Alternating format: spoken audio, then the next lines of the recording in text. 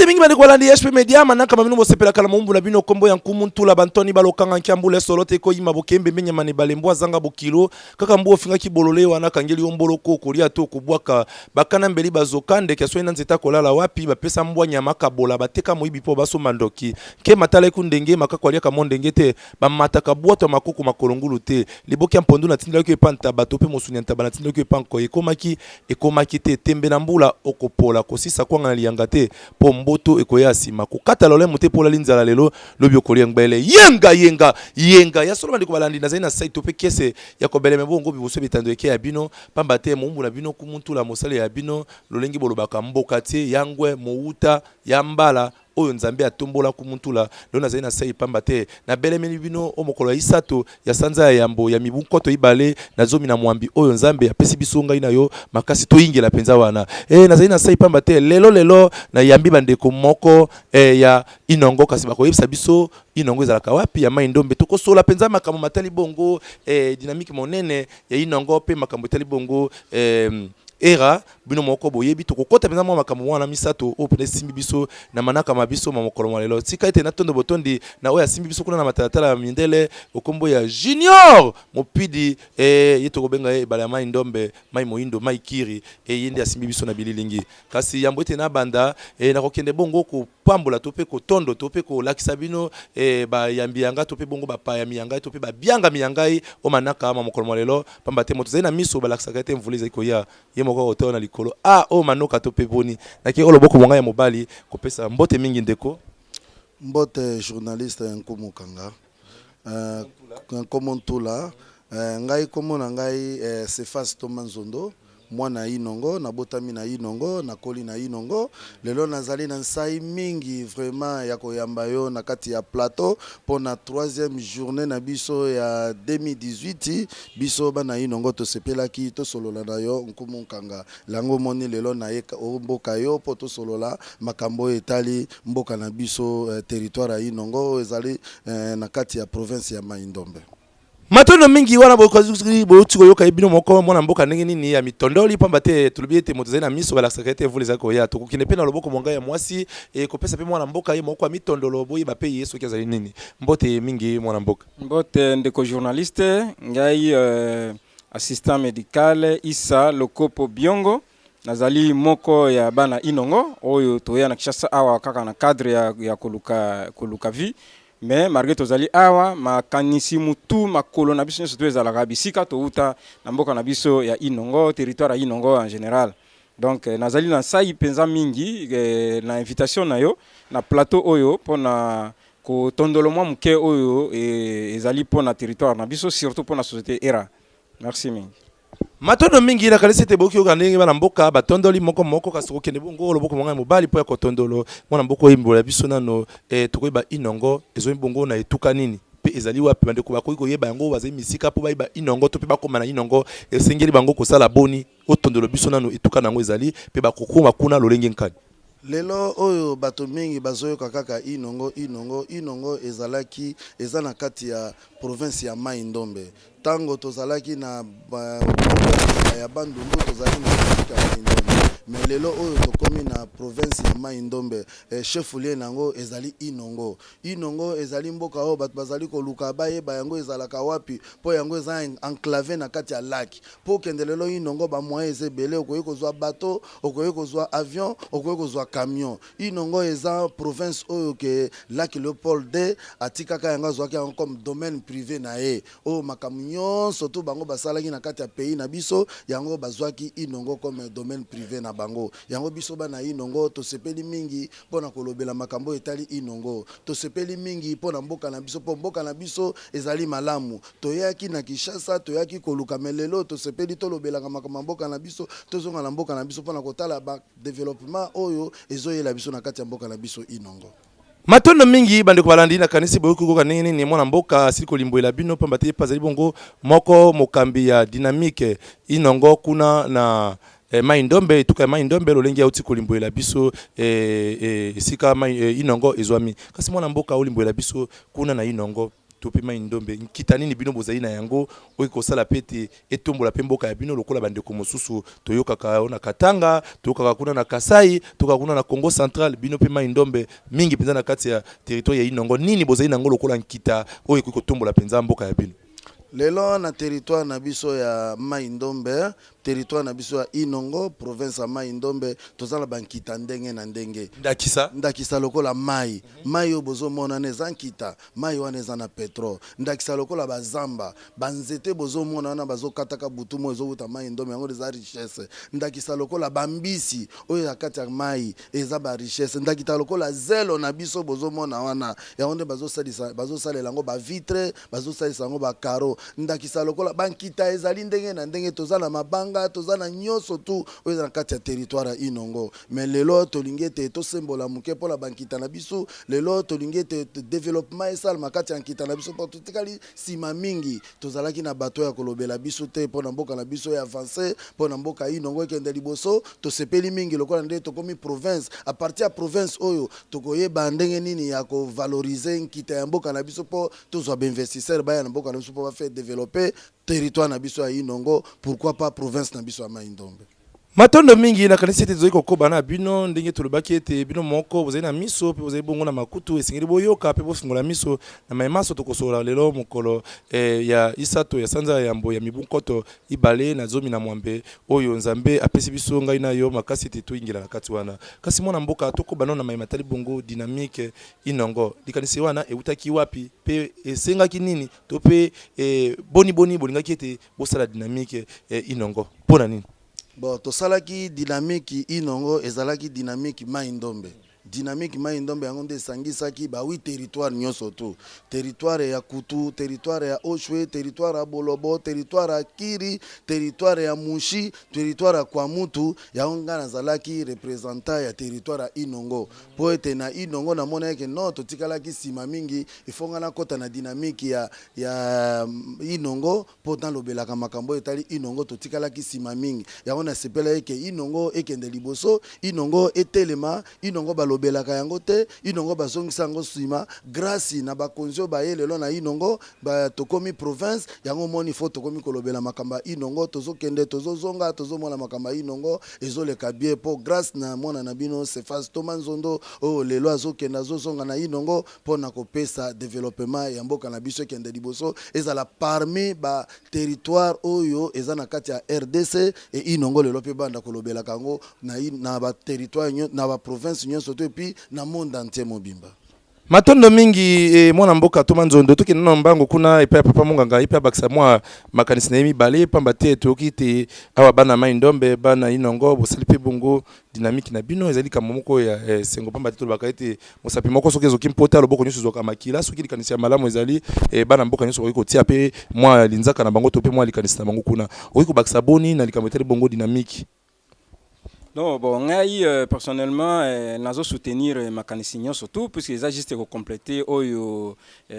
résident à Outikoloba. Donc, ma canisia dynamique, et ngai nazo soutenir yango, pe na sengi bana Mai Ndombe surtout, to soutenir yango, puisqu'ils allaient juste pour le développement, il y a province nabiso, surtout territoire, il y a nabiso ya Inongo. Donc, tokoki kaka ko adhérer, pe ko soutenir yango, puisque malgré toza awa, soit nabiso ezali ke territoire nabiso est développé, puisque territoire nabiso na asi otiko yoka présent, otiko ko citer bankita o tozali na yango na territoire nabiso, mais territoire nabiso ezali territoire oyo ezongi sima mingi et vraiment etikali kozwa développement tête depuis ba Belge batika biso. Alors lelo lokola occasion pesa mil biso ke territoire nabiso comme chef lié à province makanisi ya boye tokoki kaka ko adhérer yango yango moni vraiment ngai président azunga pied levé mais nandimi na ya na assister et puis na soutenir pe na bwaka mbela pour que bande ko mususu bazala ba quoi ba tenir nini ba tenir na occasion o pesa mil biso ya dynamique pour que to soutenir ba occasion ya boye dynamique pour que to lobe la province na biso territoire na biso pour que ekende pe liboso ezali oyo eza domaine privé kutu ya roi belge donc ekoki kozonga simandinga la plus tozali na kita ebele la partie ya lelo biso to koma kolobela territoire na biso pour que bana mokili mobimba nde yango na kwa koloba Matono mingi bande kwa nito vite tombola bongo ekolo na oyo nkita ekolo awa tuko sola bongo na mwana mboka pamba te matali bongo etuka ya Maindombe mingi penza na territoire ya Inongo tozungi pa ya president olimbo la biso nanu tuki na kati ya Maindombe kuna Maindombe eningani Maindombe e bouger société moko era ndiki tuzeko yoka lokola mopanzi sango ete kuna boye bapekisi biso tokotaka nzamba te tokoboma nyama te bapekisi biso tokende kolobo mbisi tokozwa mbisi te bapekisi biso boye songolo pakala oyebi kaka likambo la mopepe ndenge yaka kasi sengeli ete biso moko tokita tosona bino talati na tobengaki bino lelo penza oyetando ya biso po ete tomeka kosolola yango pe kosembola yango oyiko limbola biso na president era wana société na era wana ya bokuse kasi elingi limbola nini era pe kokoma nango na kati ya Maindombe mingi penza na province ya Maindombe kuna na territoire ya Inongo eye kosala nini pamba te eze kopesa penza mwa kokoso na bana mboka ebele kasi longi tulobaka ete moto na miso balakisaka ete mvula ezali koya ye moko esengeli atala oyo manoka to pe boni lokwa tokutani na yo moko mokambi pe ya dynamique Inongo omeka kosembola biso nano boye ya era o mabele mabino Maindombe eye kosala nini. Vraiment, journaliste nkomo na sepeli mingi na question na oyo pose ngai. Ngai na uti voyage na Inongo na sepeli mingi na société wana era po banda ba décennie na biso banda biso to botama ba papa na biso ba botama tozalaki na société te toyebaka pe makambo ya société te tozalaka na le seul opérateur économique ezalaka Marquez ya zalaka Mundele a conquéraki province Mubamba Indombe leto a conquéraki province Mubamba ya Maindombe à l'époque nani sous région Maindombe mais lelo yo na kamwe mboy molanga na ke na Inongo na ke kokuta era société ya Yambo oyo ke bana Inongo ba secteur ya Bolia secteur ya Ntomenzale secteur ya Basengele ba kei kozwa développement ya era ake kosala nini na Inongo na Maindombe era aye précisément na territoire ya Inongo pona ko faire développer territoire ya Inongo o bozo yoka banungu eza lokuta ba konzinyo surtout ya province ya Maindombe baza derrière era bazo soutenir era mutu moko ta ko pekisa era a investi na kati ya territoire ya Inongo po era lelo oyo azali entreprise oyo eko pesa développement na kati ya Inongo era lelo aza société oyo eko lamwisa batu era lelo eza société oyo eko longola chômage na kati ya mboka na biso aena ba port ebere lelo tozomona era atongeli biso na bekol soko tamboli oloya lac Maindombe ko banda place lac ebandi tiko koma na kiri okomona biloko ndenge na ndenge o era saleli biso bekol era saleli biso ba polyclinique era a former aza ko former bato na ndenge balonaka ba madesu na ndenge balonaka matungulu na ndenge balonaka ba biloko ebele ba aubergine biso na mboka na biso ndenge tokola na Inongo poli ya madesu ifo ya kosoma na Kinshasa poli ya matungulu ifo ya kosoma na Kinshasa poli ya pomme de terre ifo kosoma na Kinshasa lelo era komi ko produit madesu lelo era komi ko produit matungulu lelo era komi ko produit ni ai lelo era eko former ba mama batiki bilanga po ba monike non biloko era eko former biso na produit agricole yango ndina ba production na biso tozo teka e komo pekisa biso me toke de bilanga ba pêcher lelo ba komi ko boya ko pêcher pona nini ba monike era ye na développement yango ngai tanga na keneki na moni likamandenge na non il faut na soutenir era po grâce na era chômage eko sila grâce na era tozui développement grâce na era makambebele esalami mpo na biso na mwa mbula o muke era sali na Maindombe tomoni ke na dans 10 ans era kozala na ba développement moko pourquoi pas conquérir province Mubamba Indombe projet ya erezani il faut conquérir province Mubamba Indombe na 8 territoires era installé yango makonzi ya mboka pe ba mona ba binono photos à la derrière era po era ye wana zo na développement era ye wana zo ba chômage zo sila era ye wana zo bongisa mboka na biso tozalaki na lotiliki te tokomi na lotiliki na ba intérieur batu bazui développement batu moye ba traverser ba kana ba Inongo ezate po era pesi biso lumière yango biso za ko soutenir era biso ba autochtone ya Inongo surtout biso ba bana Ntomenzale toza derrière era po to sepeli et na balinga na biso ya Basengele na balinga na biso ya Bolia baza derrière era umela salel biso makamamina mboka na biso po bato ba s'épanouir. Ya solo wana totiko kanenge nini mwana mboka utikoloba kasi olimbwela biso nanu président likambo etali bongo ko kata banzete potuka yete bandi kwaze kolela ba imboka bango babikila katango musu mwa lobo akei ko lobo mbisi ko lobo mwa kosa mwa elanga na ye akei ko kata mwa nzete na yasa mwa lokoni akikotika kasi likambo nini penza era telemeni penza likambo etali bongo ko kata banzete olimbola bana mboka pamba te bango moko batondolo na likanisi ya era okati ya etuka ya Mai-Ndombe mingi penza okati ya territoire ya Inongo. Comme journaliste yo moko oyokaki banungu bipai na mokili mobimba ke toza na réchauffement climatique na kata réchauffement climatique Givet to etikala ya suka oyo ke baza ko protéger ngo ezali Afrique soko tali Afrique centrale komona toza na kati ya RDC toza na bankita ndenge na ndenge banzete ndenge na ndenge yango batala ke babi non mwana mboka na biso Jean Robert o azana pota tala ke babi non lokola nde to comme na réchauffement climatique il faut na quitter pas inanga ina kende ko pekisa batu bakata ka banzete pona ni ba pekisi batu bakata ka banzete batu bakanisa yeke soki ba pekisi ko kata nzete be vie ko beba no ba pekisi bango bakata ka banzete pona nini nzete wana eza utile epa na biso soko kati nzete tango makamba réchauffement climatique ko salama o mona batu bakozwa ba maladi to kozanga ba makambe belebele yango na era pekisaki bango tina lobino na pekisi bino ko kata ba nzete pona nini na former bino na makambo boye makambo etali ba produit agriculture agricole makambo etali ba hôpitaux makambo etali ba école et population autochtone ya Ntomba boli ya basengel ba eko komba babi oui era za na raison lelo tozo kata so banzete te mais tokomo teka ba produit lelo tozo kata esu banzete te tozo sa ba pêche te pona nini era kolakisa bato système ya pêche ya industriel pour la bato ba ko pêcher système auto pêche ga neza bien te lelo era ya mwa ndobo te mwa mpambu okozela mbisi moko ya mwa ndobo te mwa pambo te era na système pona nini ko former ba pêcheur ya malamu ba mbisi ebo kwa ma bien ezala te ke chaque jour bo pêchaka bo sala bo tete era ko pekisa na ndenge ya mabete na ndenge ya za lokola ke ozana bassin na ndenge to bokola ka sosa boti bana faut ko protéger bana wana eza lokola ndenge za zo bokola banyama na il faut ko tia bango ni tonga mombo po banyama na bakola malamu ndenge pe era ye na ba idée ya ndenge wana vraiment journaliste to sepeli na era mingi biso personnellement tozo soutenir era Bana Inongo biso Bana Inongo Ntomba bolia basengele tozo soutenir era poto monique grâce na era vraiment moi lumière ekoti po bakosaki biso mingi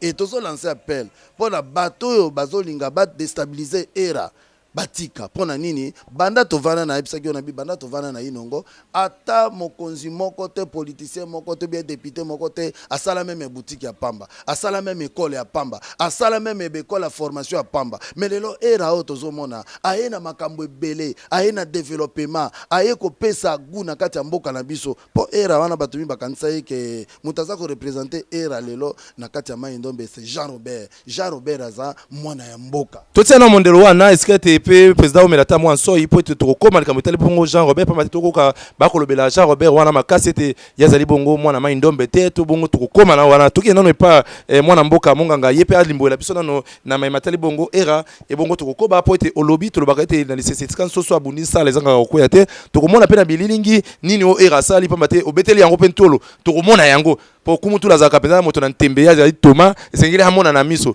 yambo ete tokene kotuna masolo etali Jean Robert tokene nano epa monganga ye pe asembola biso na mayimatali bongo société to be bongo na kombo ya era monganga yo pe era wana era bapekisi bino kokende kokata nzete bapekisi bino kolobo mbisi bapekisi bino ape elangeza ete bengwele komona na esu te yo lobi boni protokoli kaka bongo na mwa kwanga na mwa mbisi na mwa nyama na zamba ape bapekisi biso yango yo lobi boni. Merci mingi mwana mboka nkumu ntula na occasion oyo ndengo lobi kaka era omoni ndenge toza lelo era ezali société ezali bienvenue na territoire na biso na province ya Mai-Ndombe pe na territoire ya Inongo era ezali bienvenue donc tokobangele leko mote na bako bazobundisa era ezali le bienvenue omoni monde eza ko évoluer papa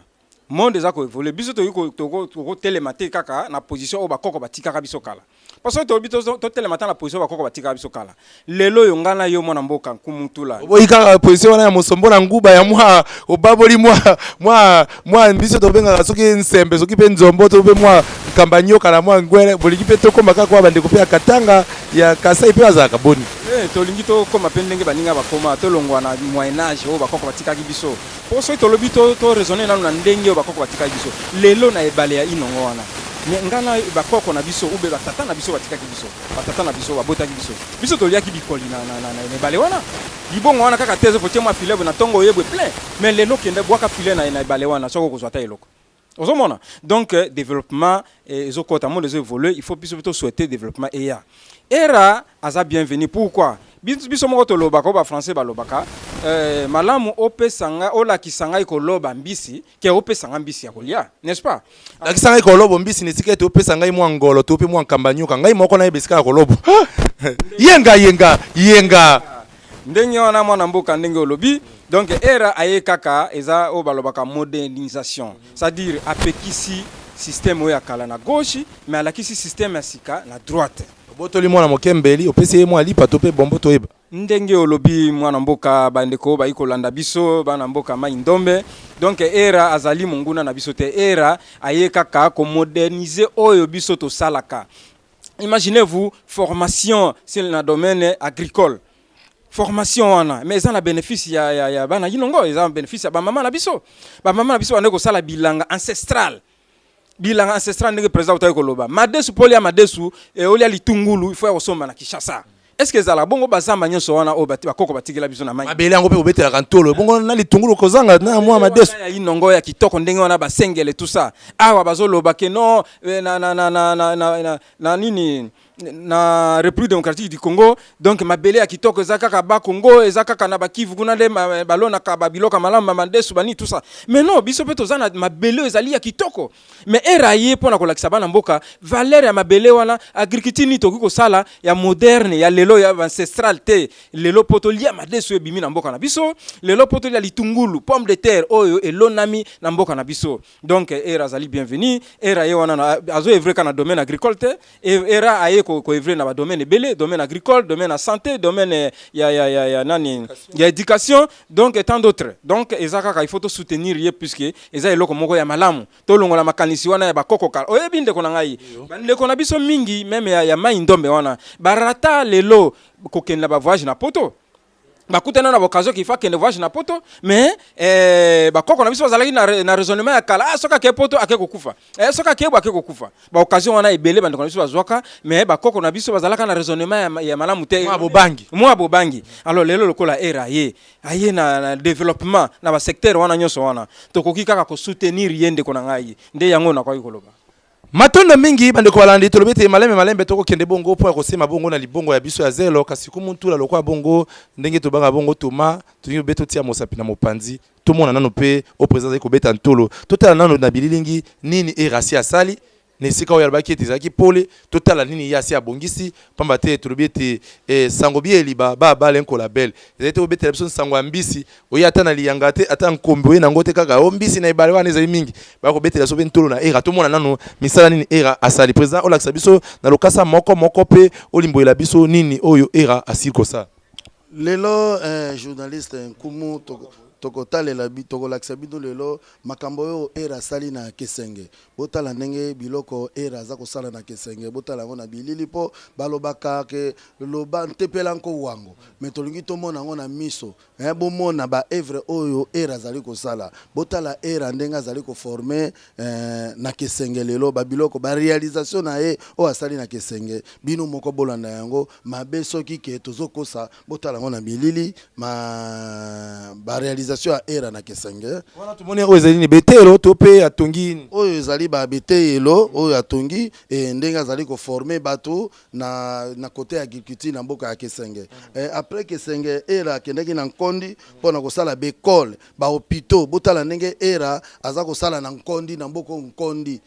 wana ezomi na territoire nini Nkondi etalami na territoire ya Inongo précisément na secteur ya Bolia Nkondi bazana na obore ya lac Mai Ndombe era ko investir kuna pona kokona ba pomme de terre ba madesu ko former ba na alphabétisation na ba hôpitaux botala na bilili ye moko junior azola kisabino makamunini era azosala kuna na président mwa bolimbisi poto ko kende mwa malembe tolobi awa na Nkondi awa bande kuni bazai kuna to kuna bandani bikolo nini zai mingi kuna Nankondi bikolo ezali kuna ezali ntoma na bolia mais précisément za mboka ya babolia babolia bato baza kuna nankondi yango bozomona bango nyonso to basinvesti basepeli soko moni journaliste na bilili ba photo boyo moko zomona population ya nkondi bayambi era bras ouvert babi era yaka ko investi na mboka na so poni to nyokwa maki mingi lelo yo kanisi biso tokolanda isu biloko era asali na mboka lokola lokanga tala madesu oyo ezobima lelo na lokanga bandeko na biso ya mai ndombe ya territoire ya Inongo précisément secteur abolia